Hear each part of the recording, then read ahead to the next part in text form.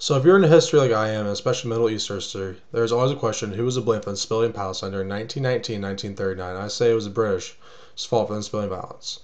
Some background knowledge. During 1919-1939, British control of the area was used by the Palestine Mandate. This was set up after World War I. There were three ills during this time, which were mass immigration of the Jews in Palestine, which led to violence against Palestinian Arabs. That then led to the British document called White Papers, which was supposed to fix the problem. This cycle happened three times between 1919 and 39, and I'm going to focus on the third cycle between 1931 and 1939. Before I get into that third cycle, let's look at what started the problem in the cycles in the first place. During World War I, the British promised independence to all Arab countries if they would fight the Ottoman Empire for them.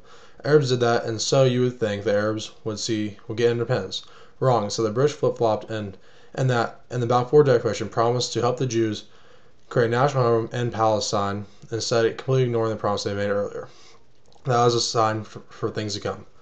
So now let's get into cycle 3, between 1931 and 1939, and this cycle begins with immigration of 2,200 Jews, 22,000 to 300,000 Jews into a country that already had land issues, especially between Jews and Arabs trying to live in the same land. This furthered the violence. In 1939, the Arab Revolt happened because of land issues.